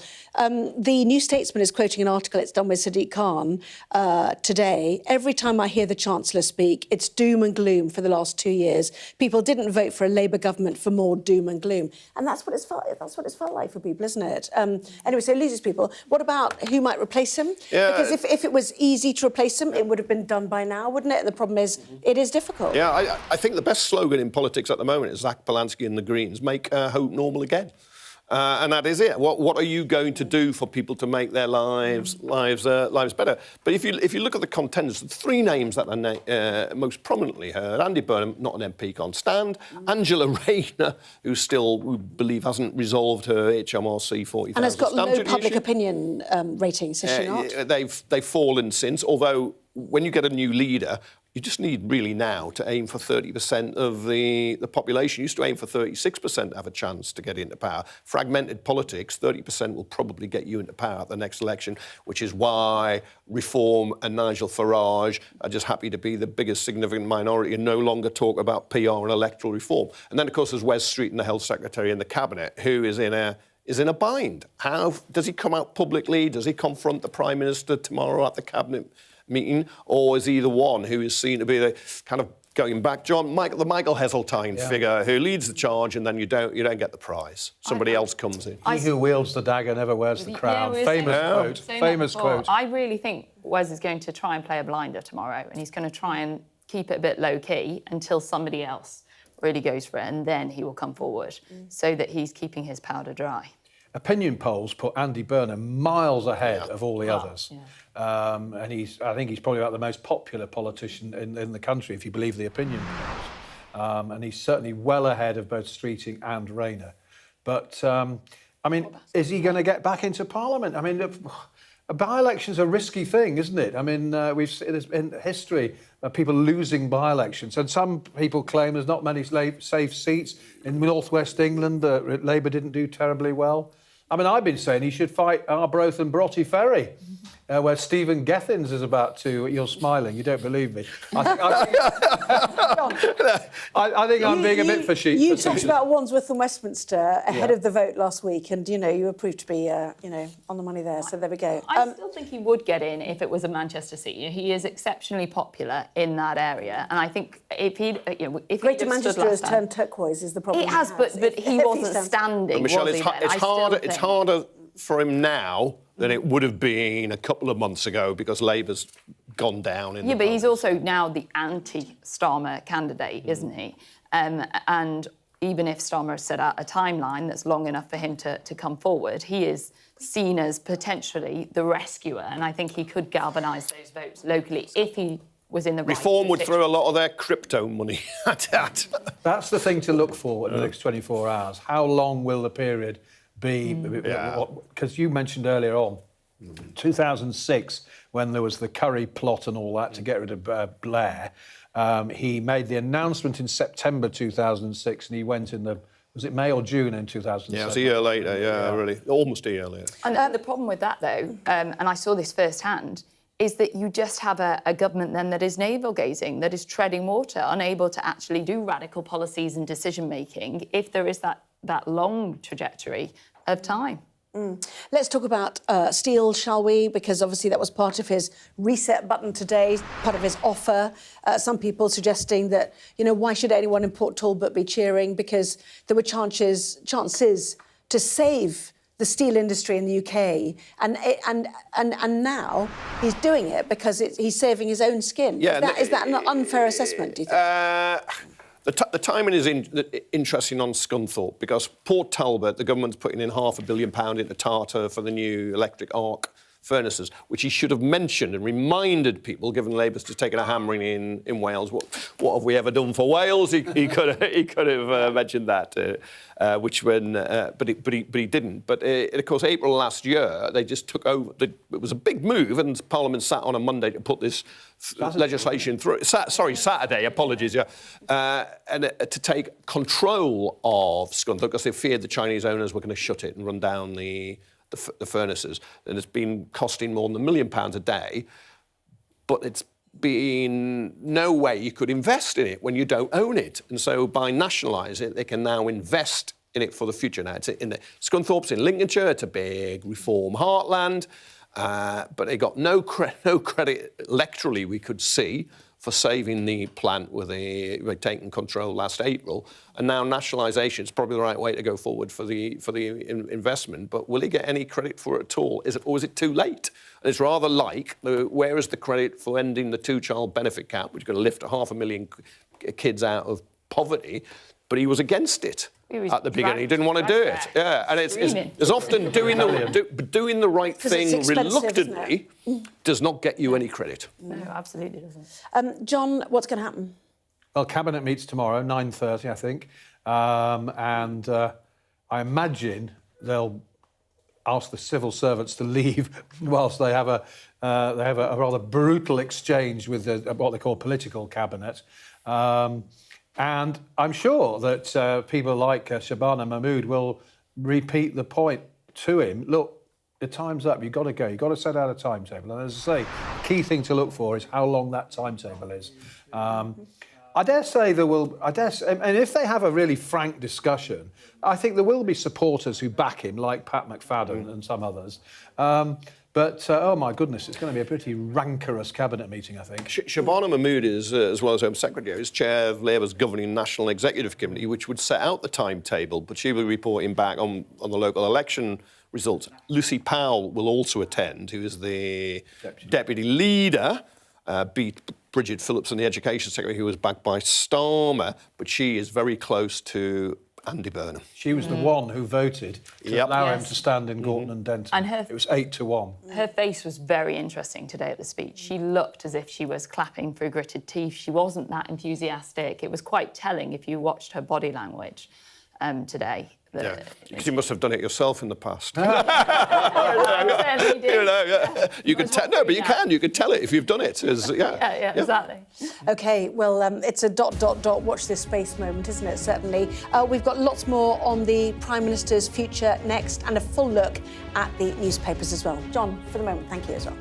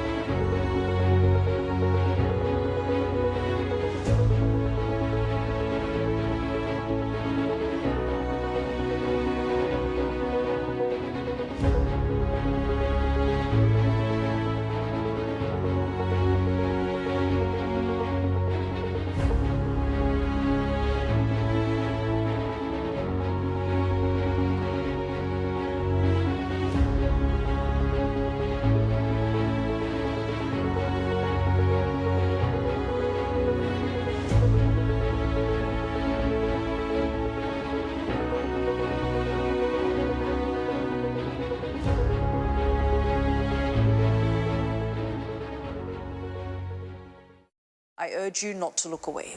If Hamas hands the hostages over, they will end this conflict. The world has been watching. Good to see you again. How are you? Did she say how he was? The conditions are awful. The jets were ordered to come back. Historic day here today. How will you respond if India does launch airstrikes? They'll be allowed to warn. But I'm just going to put some body armour on. I'm Yalda Hakim. So it is time to see what is making the front pages of tomorrow's newspapers with Kevin, Michelle and John staying. Sorry, John, I thought you were going, but you're staying. That's great. Anyway, so to the Daily Express, first of all, remarking on Sir Keir Starmer's precarious leadership position, the Express has the simple headline, PM on the edge. Here is the Sun's take then, Starmer's on the brink. And the Guardian, the headline, Starmer's survival on the line as cabinet ministers urge him to quit. That apparent groundswell of cabinet unhappiness is also the main concern for the Telegraph. Cabinet turns on Starmer is the splash for the Times. Similarly, the Mirror proclaims rebels turn on Starmer. The Eye describes the Labour Party as being in open revolt against the PM. The Star portrays Wes Streeting and Angela Rayner as reality TV traitors poised to figuratively murder the Prime Minister. According to the Financial Times, Sir Keir's speech earlier today, aimed at resetting his premiership, instead resulted in more MPs calling for him to go. The Mail says the speech failed dismally and calls the PM a lame duck leader, while the Metro reports on the PM's attempt to win over Labour colleagues to his left by accelerating the effort to fully renationalise British steel. So let's talk more then, shall we, including specifically from, some political journalists who, it does make interesting reading, doesn't it, people's take. Kitty Donaldson, for example, writing in the Eye, Kevin. Yeah, I think it's very astute and often gauges the mood really correctly. Just say, look, he just didn't, he failed to lift his MPs and it showed why so many want him to be gone.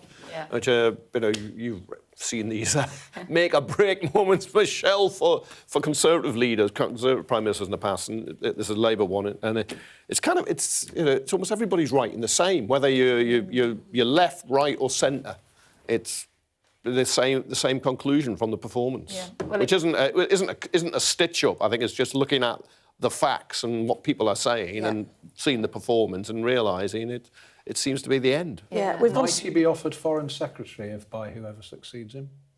I've heard that raised as a possibility. I don't think so, because... He's fallen out with Trump, is that why? No, because you need a clean start. If this whole move is to reinvent the Labour Party and change tact and gain back those voters, you can't then be carrying with you the old legacy. And today we saw him get it wrong on every count.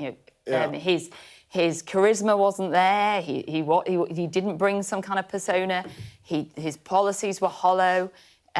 This is not a man that's in touch with people or had the strategy and the vision. So you can't put him in a top job. Whether it happens or not, I know David Cameron was brought back by... After some time, and it was a very different scenario. And I'm not sure it worked. But it's the one job you could probably give him because he's got a lot of experience and knows European allies, Zelensky, the Chinese, Trump clearly, that lot. So you could see a role for him, but I don't think it'll happen. He will probably feel so humiliated he'll want to go off and lick his wounds, I would have thought. I just don't see why if it happens, if he's ousted. Yeah, but why would you do it? He's exceptionally unpopular. If your goal is to try and secure that second term, which is looking almost impossible now, why do you stick in the guy that you're trying to get rid of? Because he's so unpopular. Yeah, but you send the Foreign Secretary out of the country, that's why. They disappear. Yeah, I think we've cropped actually a very good double-page spread in the Times. I'm going to hold up very briefly, which goes through all the names actually, but on the right-hand side, sleeves rolled up, Keir takes a tame swing and misses. This Tom Peck's political sketch that it just didn't land today, did it? It wasn't enough. It was more of the same. We'd heard it before. He quoted his brother and his sister. His working-class roots again. Didn't quite mention his dad was a toolmaker, but nearly did. I mean, it was familiar stuff, wasn't it? It was really robotic. It was dull, but there was still the fighting talk, which almost seemed forced. without any substance to win people back. And then you had Rayner obviously doing her speech today as well, where she was really trying to do more of a rallying cry to the left. The other thing, I think, which backfired horribly for him was some interviews he gave at the weekend when he talked about serving for 10 years, didn't he? A decade of renewal or whatever he said. I think it was The Observer, wasn't it? Yeah. And a lot of MPs went, Boris Johnson did the same and it was gone. Thatcher was a bit going on and on, didn't she? Yeah. Tony Blair to some extent too before he went. And of course, his move to bring Gordon Brown back has gone down like a lead balloon as well. You know, this is the guy that sold off our gold reserves, and you brought him back to try and advise in that position. Gordon Brown survived 3 coup attempts within Labour in 2008, 2009 and January 2010. Yeah. But he denied the Conservatives a majority. When you see a clean sweep set of papers like this, that presumably, you know, everyone at Downing Street's got a telly on in the background, you know, watching all of this, you know, how miserable is it, do you think, when you start to see the verdict, if you like, of what used to be Fleet Street's finest? So I think it's going to be miserable for all of the... Well, they've moved, that's why. Oh, I see what you mean. They're still the finest, just not in Fleet Street. Exactly that, yeah. The boulevard of broken dreams, as I like to call it. Yeah. Whenever this type of saga happens, it is downright miserable for everybody involved and all of the MPs as well, because this is a reflection on your party and your promises that you've made to the general public and your ability to deliver. And none of them at the moment know what is the next move, what's going to actually come next. Are they going to be able to turn this around, or are they going to end up in the same position that my government did, where then you're tainted by the fact that you've swapped leaders so many times? So this is worrying times for all of them. But how do they feel in Downing Street? And their jobs are on the line too, which is not something to just dismiss. Well, I look at the Daily Mirror, Lizzie Buchan, the political editor. Number 10 source said to her of Starmer, I don't think he's coming back from this. So it's kind Mirror. That's Number 10. Yes. You know, you got to report it, and you can see. I mean, they know what's happening too, and it's how much fight is left in them, or do they just think so many of them have gone? They've been thrown under the buses. Of course, Margaret Thatcher famously said, "We fight on, we fight to win." I think the next day she quit, didn't she? Yeah. John, you were pointing out that 38 of the 70-ish so far, I mean, some papers are saying it's up to 77, who have asked for him to go, are new Labour MPs of 2024. But for them, the writing's on the wall, is it not? That it's very likely they wouldn't win another election. So what have they got to lose? Many of them have won seats from the Conservatives, not very big majorities in many cases, and thinking, oh, my goodness, there's no way I'm going to hold my seat. Yeah. There's the Star. You've been murdered with the traitors. Do you think people will feel like they're traitors now, or do you think they're doing it for the good of the party and the country? Well, I think that's why you've seen this cautiousness by a lot of them not to put their head too much above the parapet and be the knifer. And that's why it was almost, for a short period of time, we were waiting to see who was actually going to force this. And the first resignation was a lowly PPS, which is the very bottom of the ladder. They're not even paid in terms of their roles.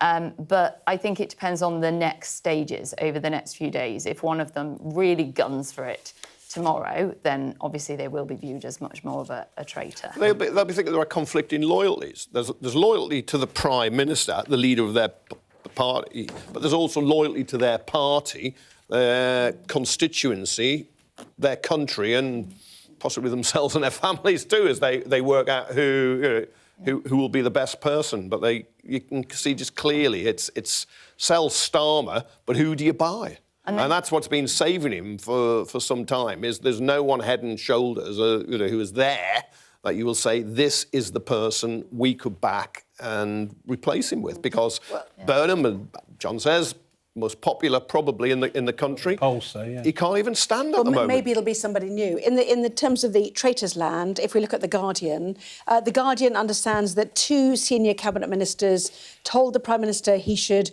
oversee an orderly transition of power. after what happened. We are presuming that is Shabana Mahmood and Yvette Cooper. At least 2 others discussed with Starmer how they should take a responsible, dignified, orderly approach to what might follow, although at least 2 more were defiant, urging him to fight on. We had the names for those as well, did we not? McFadden and David Lammy, we think. And Steve Reid as well, Steve Reid, Steve Reid as well. Who was the first person I saw go into Downing Street at about 5-ish, of 5:30, was actually John Healey, who slipped in very quietly, and then Steve Reid arrived in his government car. Of course, we now know that there were far more ministers inside Number 10 than the ones we'd seen going through the front door. But yes, I mean, it does remind me of the night Thatcher went. I know you've mentioned it already, but I remember they all went into her office in the House of Commons one by one, and nearly all of them, apart from the Loyalists, who include the man who is now Speaker in the House of Lords, Michael Forsyth, and Michael Fallon and 1 or 2 others. I mean, Michael Forsyth, I think, admits that he cried the night Maggie went. Do you think there'll be any tears for Sir Keir? Might be from David Lammy, because he's Deputy Prime Minister, so I think that's one of the reasons why he wants to. I don't suppose will be Chancellor under the new leader. Quite, yeah. Yeah, David Lammy, we understand, has been there in Downing Street all day, making phone calls on behalf of him. Wes Streeting, we are being told, is preparing to mount his bid for Number 10. Several of his allies going over the top, including his PPS. One wonders what he said to him. Starmer's loyal ministers, cabinet ministers, believe that Streeting has orchestrated the entire coup, according to Steve Swinford of The Times as well. One accused Starmer of pushing the party into Nicene warfare. So whether this is coordinated, certainly there was a drip of the 70-plus names that came out. Whether it's been coordinated, who knows? I don't think he has the ability to coordinate this because it is on the back of losing more than 1,400 council seats. And then the other point that Beth Rigby was making is if you rush this and you do not allow time for Andy Burnham to get a parliamentary seat, and as many people pointed out, there are no safe seats for Labour right now, then will the party feel cheated? And will it therefore be a hollow victory for whoever then takes the helm at Number 10? Yeah. Well, you're setting that person up to fail, aren't you, from the very beginning? And then especially if Burnham does come in afterwards, then you've brought your potential contender in to the scenario. You've got to bring him then into the inner circle, which is easier said than done. So this could certainly lead to a collection of different leaders if they are not careful. They really have to think carefully about who is the next person and how they do this. But opinions are divided about that. Well, quite. Yeah. They can't agree on that. Yeah, one cabinet minister, it was very close to Wes Streeting, said that the health secretary believes Labour wins power very rarely, and so he shouldn't waste it. And of course, Labour's had 7 prime ministers in history. The Conservatives have had 7 since 1990, Thatcher on. Labour's only been in power 35 years, and the 126 it's been formed, and it is rarely in power, and you can see why a lot of figures, not only Streeting, but Rayner, Burnham, all that, are thinking we may not get this chance again for some time. And that counts against Starmer. Only 2 have won from opposition, haven't they? Which is in the last just over 50 years, which is Tony Blair and Keir Starmer, who turned fortunes around in one term from the low under Corbyn, which everyone was incredibly shocked at. Well, 5 of the 7 have won from opposition. But if you think of it, back in 2019, when Boris Johnson got that big majority for the Conservatives, Labour was written off and then came back through a series of circumstances, the Conservatives kind of destroying themselves. Part of it, because Labour's share of the vote went up to 34%. Jeremy Corbyn got 32 in 2019. It's because the Conservative vote plummeted to 24 from, I think, 44 because of the split on the right. Split on the left, but the Greens might do Labour now. But you can see why. I just think politicians don't sit back and look at whoever's Prime Minister in the way they used to in the past and think they can't topple them. I think we're in a different era. It's almost disposable, fast fashion Prime Ministers. But you're right on that. We've got to be careful that we don't give Starmer all the credit for that massive victory because of the small percentage of the vote and because of the extraordinary circumstances. he almost won by default, really, rather than an active surge. And there was the position that he was starting from was not one in which people had galvanised round him and his ideals and his beliefs or his... Yeah, although his 34% of the vote for Labour looks huge compared to, Reform's 26, 27% at the moment. But the Labour won with a big majority, partly because, of course, in a lot of seats, Reform got 6,000, 7,000 or 8,000, and it made the difference. It meant Labour were ahead of the Conservatives. Let's just look at Tim Stanley's column in the Daily Telegraph, shall we? Which is Keir 6.0. I mean, he's had a number of resets, hasn't he? Short circuits at his final abortive attempt to be authentic. And if we go back to what is it about Keir Starmer that resonates on the high street? The fact that he tacked towards Corbyn when he got the leadership, then he tacked away, that it's been meandering in terms of where he wanted to go. Is there a slipperiness to him? Is it his voice? You know, why can't he sound authentic, do you think? He's kind of lacked a confidence. They used to say, let Tony be Tony or whatever, and there's just been lots of different Keir Starmers, and none of them have been particularly attractive with the electorate. I think it's all that change in your mind. No big plan, no vivid idea of where you're going to take the country.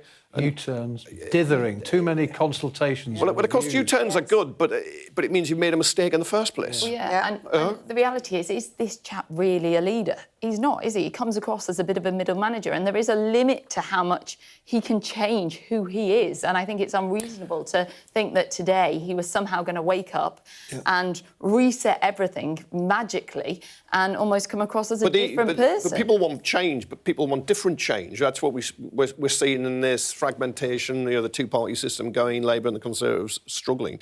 So yes, people want change, but there's no common, change they want. Yeah. Well, indeed so, yes. The Matt cartoon, just finally, as if it was Keir Starmer on the podium. That was brilliant. It will be difficult for next week's reset speech to beat it, the paper says. Is it time for Sir Keir to be reset himself?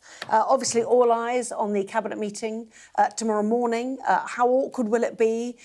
Who will come over the top at that? It'll be truly fascinating. Our coverage, of course, continues. Thank you, John. Thank you, Michelle. And thank you, Kevin, for talking us through what has been an extraordinary day in politics once again. We've got the sport next, though. Tottenham Hotspur remain in relegation trouble after being held by Leeds in the Premier League. We've got your Sunday mornings covered.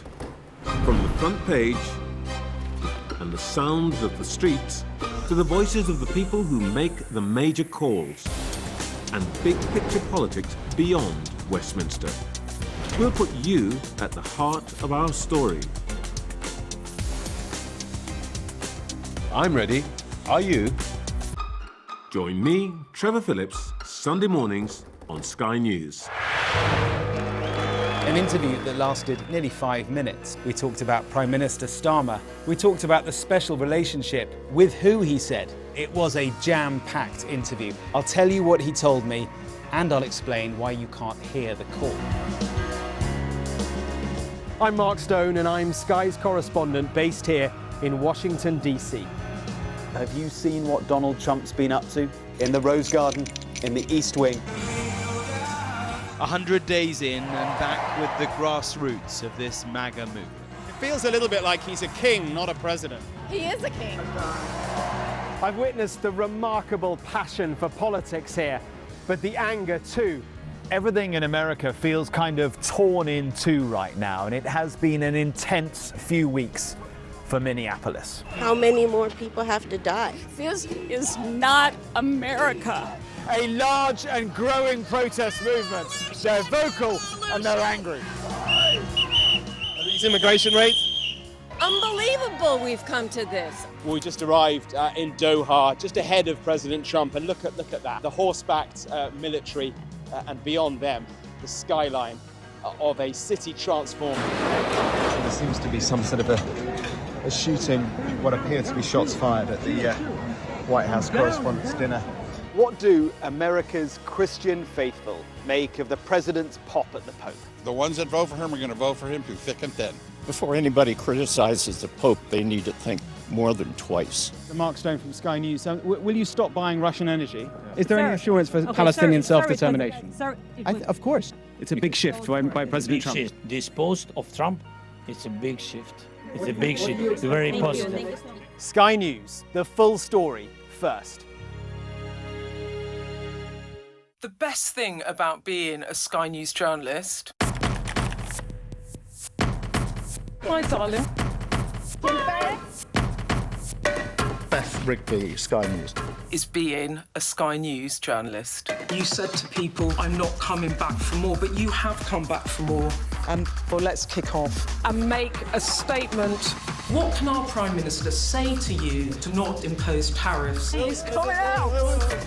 What more do you need? What's the best thing about being a Sky News presenter? Perfect. Let's bring you some breaking news. Being a Sky News presenter. I began by asking... Thank you so much. ...trusting us to tell her story. The battle for number 10. Sky News has been given exclusive access. Let me give you a sneak peek. It was the day those present would never forget. Why did you decide to open up and tell your story? Well, the total of the Sky News tally of those Labour MPs who are calling for Sir Keir Starmer to step aside has now gone up to 73. I know other people have got different figures, but we're keeping a very close tab on it, and 73 is the number we have now got. Let's get the sport now. Here's Mike.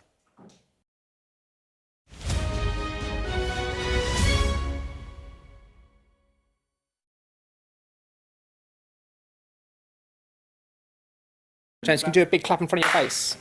Perfect. OK, mate, in your own time. One word to describe James Milner. Legend. Unique. Consistent. Dedicated. Intense. Brilliant. He just loves to win. I think he's everything you'd want to be in a footballer. The Premier League loves James Milner.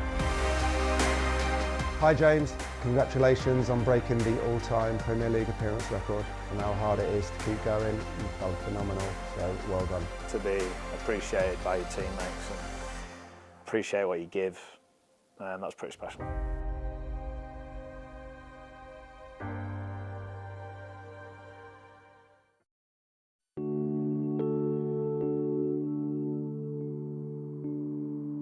England's future looks healthy, and here at Leeds United's training ground, they reckon they're once again grooming tomorrow's World Cup stars. The board now are realising that you've got to have your money in your academy, you've got to believe in it, because the spiralling costs of everything within the game, I think you've got to try and bring people through that you've blooded yourself.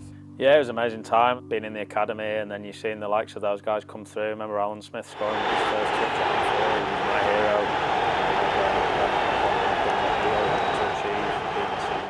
From being really young and going with my family, and as a Leeds fan, you know, it was a dream really being at the club and being in the academy of a team you supported. James had a mentality that you would associate with an older, good professional. Lucky enough to sign the old YTS back then at Leeds, and then we ended up sharing a room together. It was only Phils and Orsies, and then I think it was on the old PlayStation. We had a snooker game and we were obviously competitive and trying to get 147. It was a training session basically, and this young lad got called in, and straight away you're all having a look at him, you know, what's he like, whose team's he going to be on. I would say 10 minutes into him coming over from, I think it might have been under 12s then, how old was he? He's only like 16, wasn't he?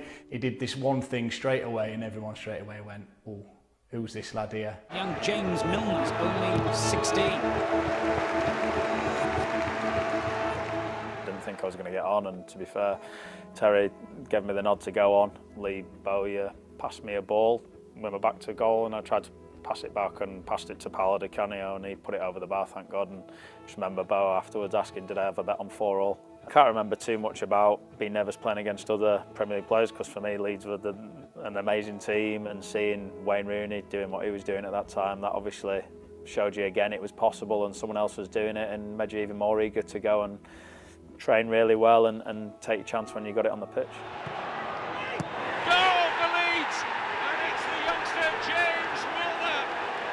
He's travelled a long way to get in the 6-yard box to finish that off, and I think that is typical.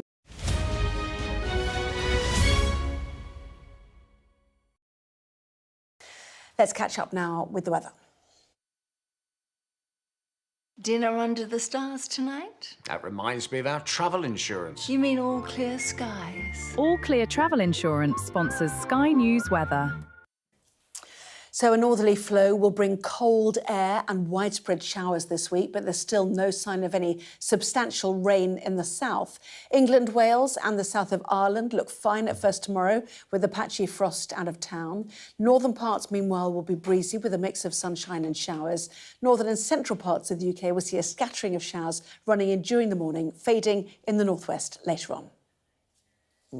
All Clear Travel Insurance proudly sponsors Sky News Weather. So it has certainly been a febrile night at Westminster. Our total of the tally of Labour MPs who are asking for the PM to go has reached 73. We understand the Deputy Prime Minister David Lammy and the Chief Whip Jonathan Reynolds have been in Downing Street tonight. Our political editor Beth Rigby says both the Home Secretary Shabana Mahmood and the Foreign Secretary Yvette Cooper have told Sir Keir Starmer he should set out a timetable to resign. Cabinet is tomorrow morning. Our coverage, of course, continues through the night, but do stay tuned for that in the morning. See you tomorrow. I urge you not to look away. If Hamas hands the hostages over, they will end this conflict. The world has been watching. Good to see you again. How are you? Did she say how he was? The conditions are awful. The jets were ordered to come back. Historic day here today. How will you respond if India does launch airstrikes? They'll be all out to war. I'm just going to put some body armor on. I'm Yalda Hakim. We're trying to see as much as we can. We're in an area that's just been reclaimed. Mr. Zuma, Sky News. People are directly protesting. The whole neighborhood is rallied around her. It's been impenetrable to journalists over the last 2 years of war in Sudan. I've been waiting for this for 2 years. It doesn't feel like a big homecoming. It was never going to be pretty. War isn't pretty.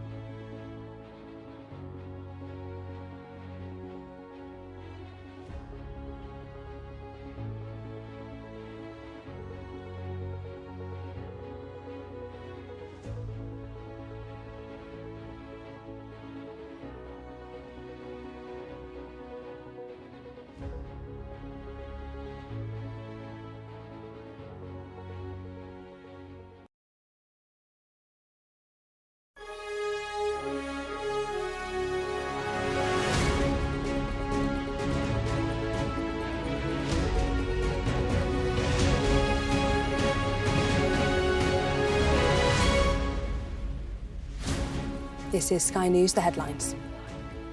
It appears to be over for the Prime Minister, with more than 70 MPs calling on Sir Keir Starmer to resign. I know I have my doubters, and I know I need to prove them wrong, and I will.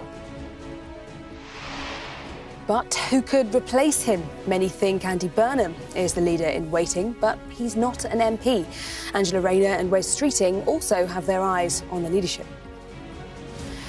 Plus, Donald Trump warns that the ceasefire with Iran is on life support.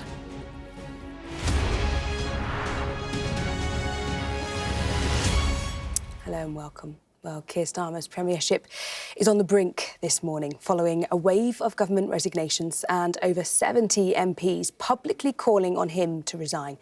Home Secretary Shabana Mahmood and Foreign Secretary Yvette Cooper are among those to tap the PM on the shoulder after last week's disastrous election results. But there appears to be a split in Cabinet, with others, including Housing Secretary Steve Reid, urging him to fight on. Well, Sky News understands Sir Keir Starmer is weighing up his options ahead of a vital cabinet meeting this morning in which he will be fighting for his political survival. It's hard to overstate the utter peril the Prime Minister finds himself in right now.